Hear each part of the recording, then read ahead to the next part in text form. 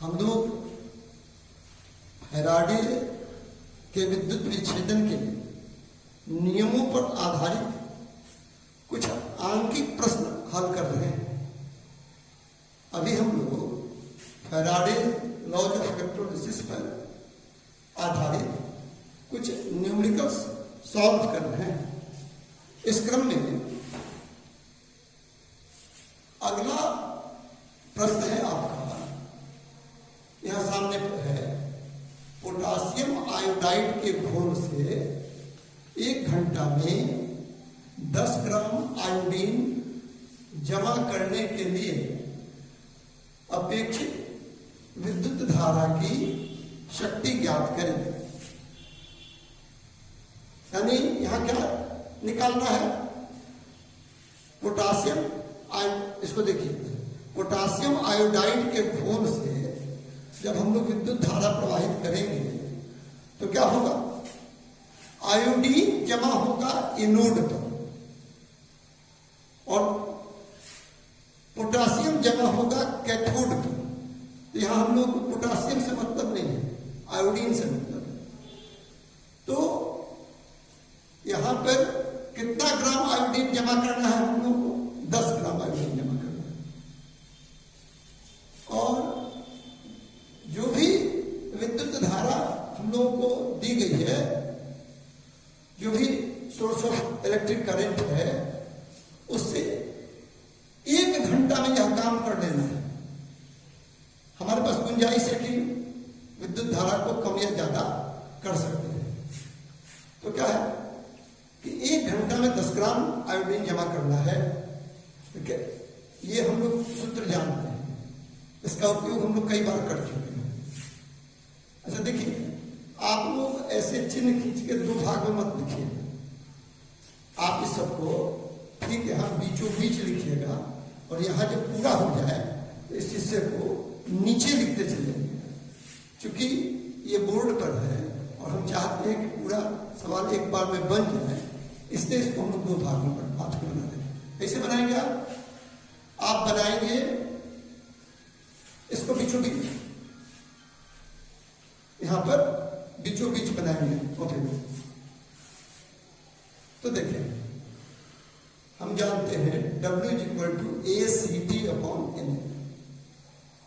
पिछले दिन हम लोगों ने यह सूत्र लिखा था, आपको बताया था कि W क्या है, A क्या है, C क्या है, आगे बढ़ के बताते रहे। W क्या है, इलेक्ट्रोड पर एकत्रित पदार्थ का परिमाण। क्या है W क्या है, इलेक्ट्रोड पर एकत्रित पदार्थ का परिमाण। A एटॉमिक वेट, परमाणु भार तत्व का। ये क्या है, तत्व का परमाणु भार, एटॉमिक वेट। यहां पर किस तत्व का परमाणु भार, आयोडीन का, यहां दिया हुआ है। सी विद्युत धारा की शक्ति, यही ज्ञात करनी है हम लोगों को, यही शक्ति हम लोगों को ज्ञात करनी है। टी विद्युत धारा के प्रवाहित होने का समय, यह भी दिया हुआ है 1 घंटा। इसको अगर हम लोग सेकंड में बदल देंगे, क्योंकि यहाँ टी को हम लोग को सेकंड में रखना होगा, तो सेकंड में बदल देंगे तो यह आ जाएगा 3600 सेकंड। इन आयोडीन, आयोडीन की संयोजकता 1 होती है। कैसे 1 होती है, पिछले दिन हमने आप लोगों को बताया था कि तत्व की संयोजकता निकालने का एक तरीका यह भी है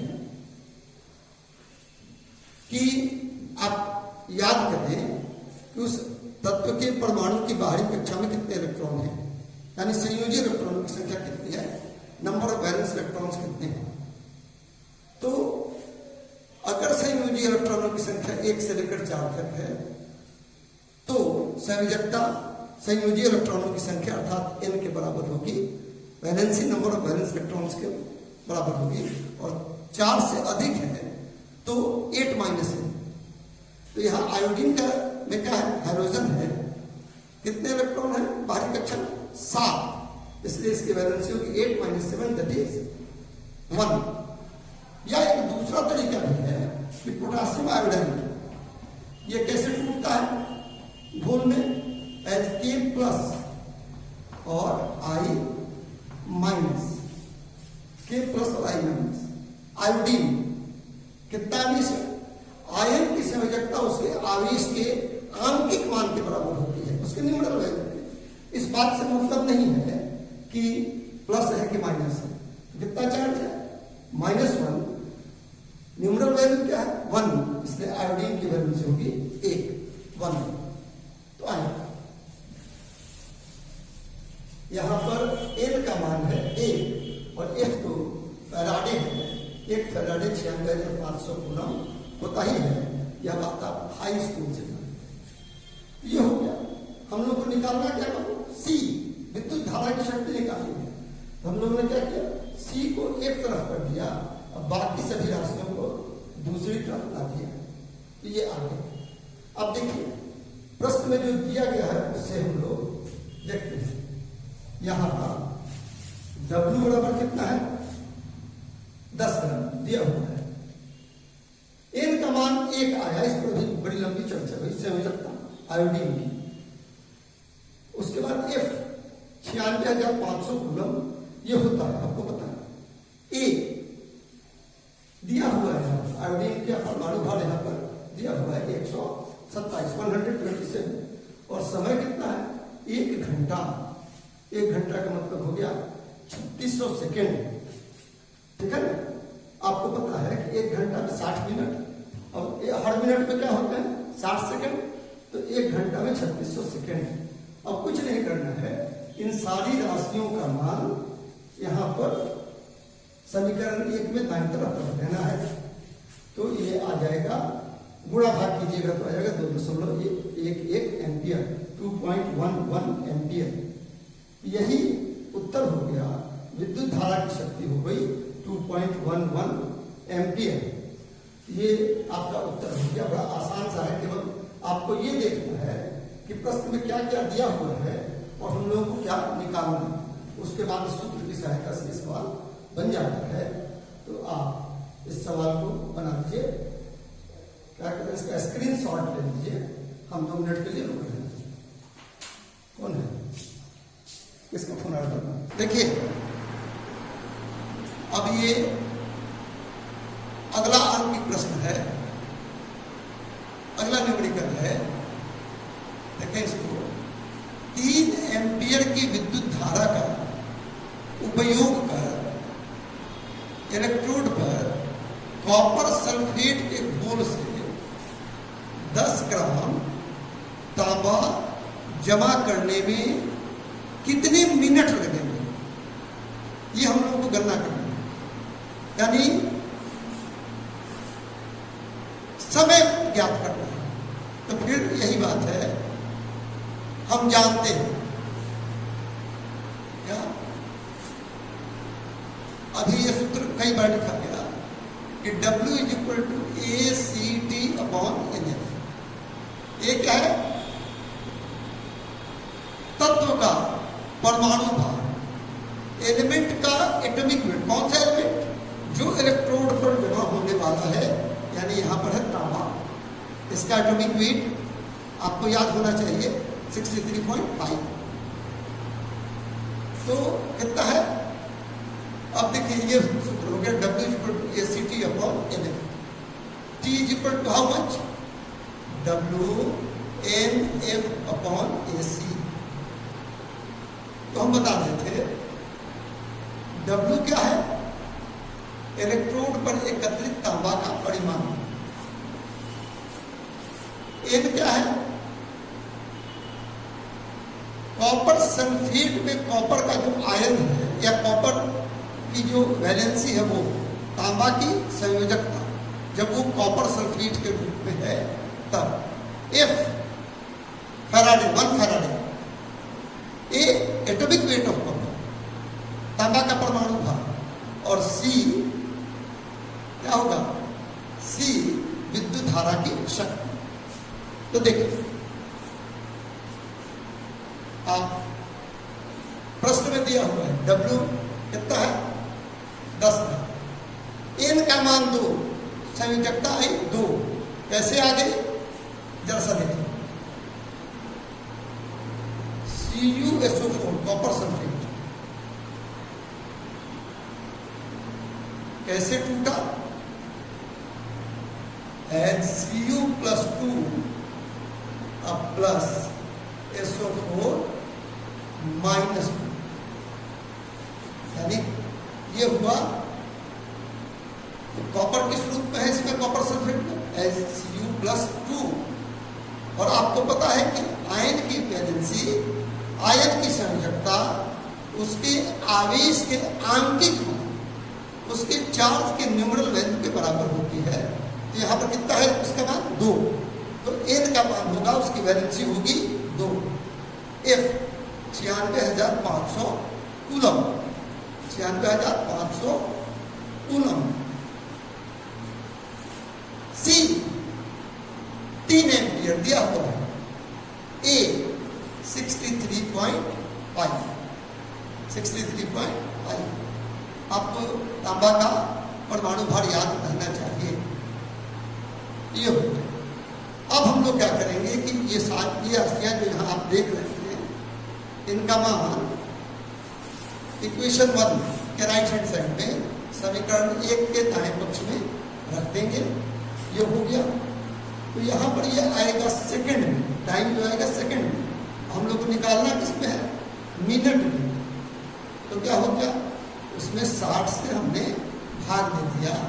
सेकंड को मिनट में बदलने के लिए 60 से भाग देना होता है, हमने 60 से भाग दे दिया। अब इसका गुणा भाग करके जो भी आएगा वही इच्छित समय होगा, रिक्वायर्ड टाइम होगा। और किसमें होगा? मिनट में।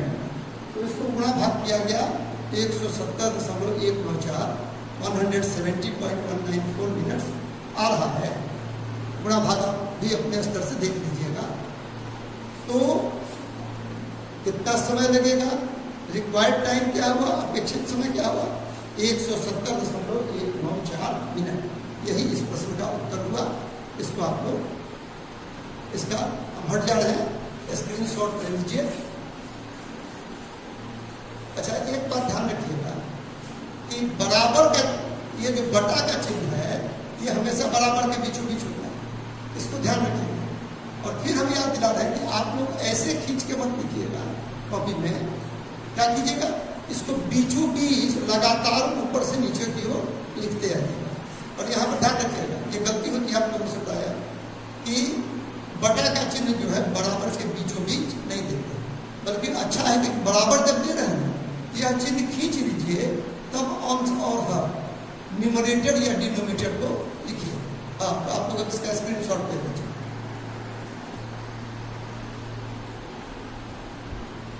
अब अगला अंकित प्रश्न है आपके सामने बोर्ड पर। एक धातु के लवण के घोल से 0.5 एम्पियर की विद्युत धारा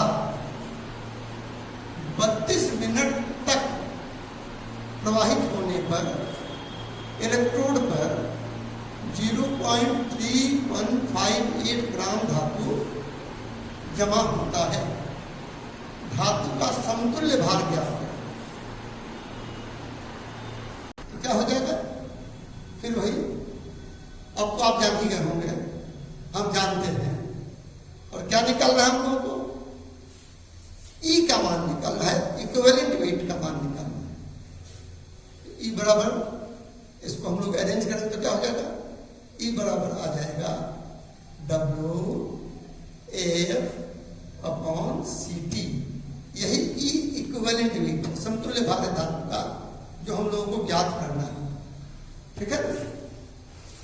यही ई हम लोगों को ज्ञात करना है। अब देखिए W का मान, W क्या है? इलेक्ट्रोड पर एकत्रित पदार्थ का परिमाण। इलेक्ट्रोड पर एकत्रित पदार्थ का परिमाण W है। देखिए कितना धातु जमा होता है? 0.3158 ग्राम। W हो गया। F, ये तो आप जानते हैं, F क्या? फैराडे। 1 फैराडे का वैल्यू कितना होता है? 96,500 कूलम। 1 फैराडे बराबर 96,500 कूलम। T समय, कितने समय तक धारा प्रवाहित होती है? देखिए 32 मिनट तक। तो T समान होगा समय 32 मिनट। और इसको हम लोगों को चूंकि प्रश्न का हल करने के लिए, प्रश्न को हल करने के लिए सेकंड में बदलना होगा, तो मिनट को जब 60 से गुणा कर देंगे तो वो सेकंड में बदल जाएगा। तो समय हो गया 32 गुना 60 सेकंड। धारा की ताकत प्रश्न में दी गई है 0.5 एम्पियर। क्या निकालना है? इस ई का मान निकालना। अब देखिए इस समीकरण एक में जितनी भी राशियां हैं, जितने भी क्वांटिटीज हैं, इन सब का मान यहां हम लोग को पता चल गया। अब इन सारी राशियों का मान यहां पर हम लोग रख देंगे तो क्या हो जाएगा? ई का मान हो जाएगा इतना, गुणा भाग करेंगे तो आ जाएगा 31.744, 31.744। ठीक है। तो यही जो आया हो गया आपका E, that is equivalent weight of metal. अतः धातु का समतुल्य भाग हुआ 31.744। मैंने कल कहा था, फिर याद दिला रहा हूं कि अणु भार, परमाणु भार, समतुल्य भार, विद्युत रासायनिक तुल्यांक, इन सबकी कोई इकाई नहीं होती। Molecular weight, atomic weight, equivalent weight और इलेक्ट्रोकेमिकल इक्विवेलेंट, इनकी कोई इकाई नहीं होती। कई बार यहाँ लोग गलती कर देते हैं, ग्राम लिख देते हैं, तो आपको कोई इकाई यहाँ पर नहीं देनी है, इस बात का ध्यान रखिए। तो इस प्रश्न का भी स्क्रीनशॉट ले लीजिए 1 मिनट। और इसके साथ फैराडे लॉ का सैद्धांतिक भाग और आंकिक भाग दोनों होता है, इसके कल हम लोग शुरू करेंगे। धातुओं की चालकता, कंडक्टेंस ऑफ मेटल्स या कंडक्टेंस ऑफ कंडक्टर्स, इस पर हम लोग अगले दिन चर्चा करेंगे। ये आप स्क्रीनशॉट ले लीजिए। आज के लिए इतना है।